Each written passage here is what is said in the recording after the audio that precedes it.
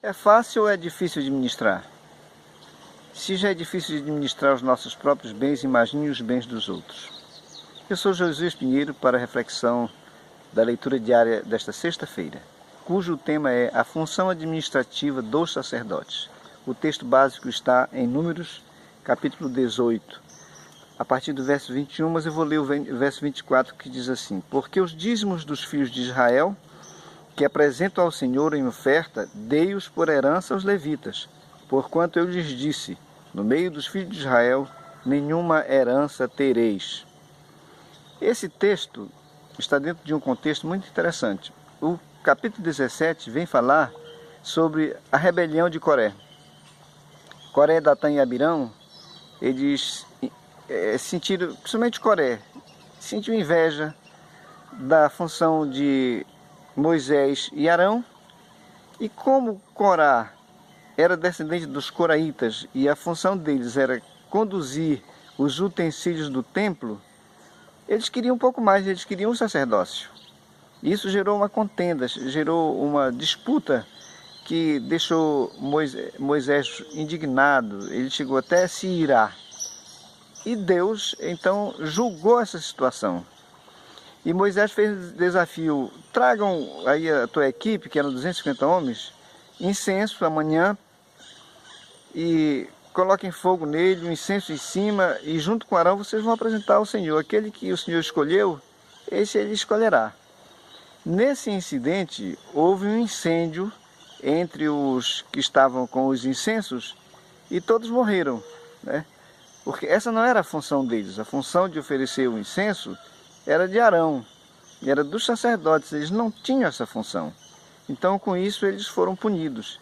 E aqui Deus está colocando um limite entre a função levítica, sacerdotal e os demais povos de Israel.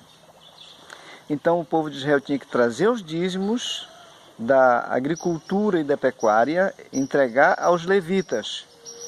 No caso, 10ª parte de tudo que eles recebessem, eles iam separar e entregar para os sacerdotes. Sendo que o povo não podia ter acesso às atividades do sacerdócio. Então, aqueles que morreram, morreram porque eles não foram chamados para a função sacerdotal.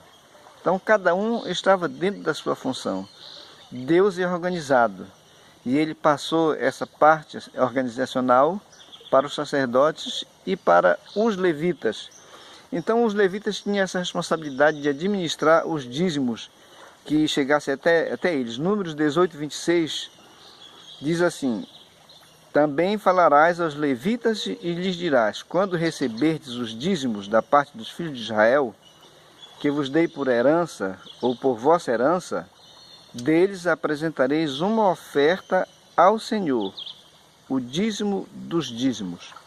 Outras versões chamam de oferta alçada. Veja que tem uma coisa interessante. Dízimo é oferta.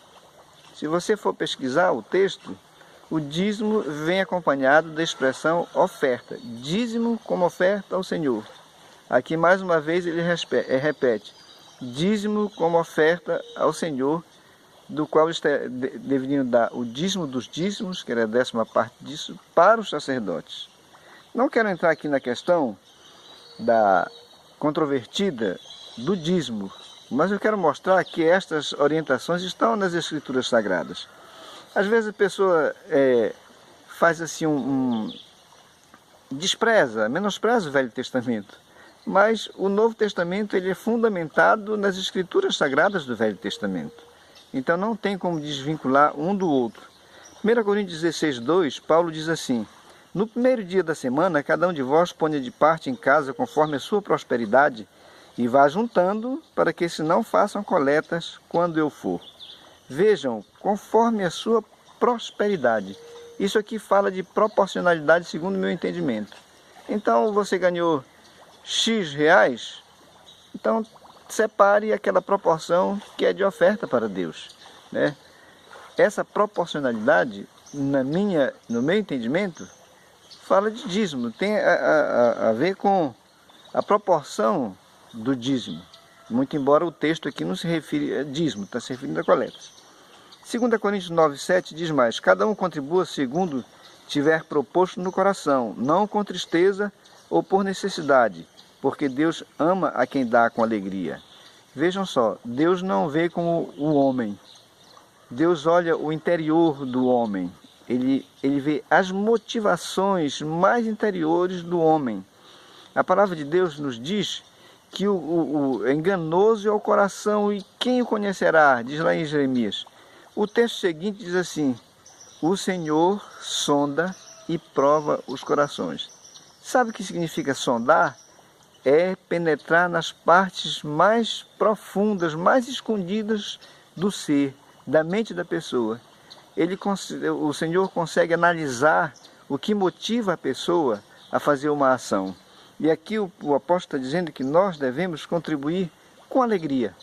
Não porque eu estou precisando resolver uma situação financeira, então vou fazer uma contribuição para Deus me retornar com a sua bênção. Isso é barganha, né? Isso não é conforme propor no coração, não é de coração. Então a questão aqui é que nós temos essa responsabilidade de administrar os nossos recursos financeiros, os nossos bens. Nós administramos tanto no uso deles, como também em repartir com aqueles que têm mais necessidade. Tem pessoas que levam o seu dízimo para a igreja, tem pessoas que levam o seu dízimo para as missões, as agências de missões, e tem pessoas que levam o seu dízimo lá para os asilos, para os mendigos. O importante é que você faça a sua parte para com Deus, porque o dízimo também tem uma função social, que é dar a manutenção das pessoas e aliviar a fome dos menos favorecidos. Então pense nisso. Como é que você está administrando os seus bens, os seus recursos? Você está separando alguma coisa para Deus? Li um livro que diz assim: pense e enriqueça. E nesse livro o autor diz que dentre o que nós ganhamos, nós devemos separar 10% para doações. Vejam como isso aqui tem uma fundamentação aqui nas Escrituras, né? Separar 10% para as doações. Paulo diz que ele não esquecia de uma palavra do Senhor Jesus que diz assim: mais bem-aventurada coisa é dar do que receber. Então, quando você dá alguma coisa para Deus, para o seu semelhante, você está enquadrado nessa bem-aventurança.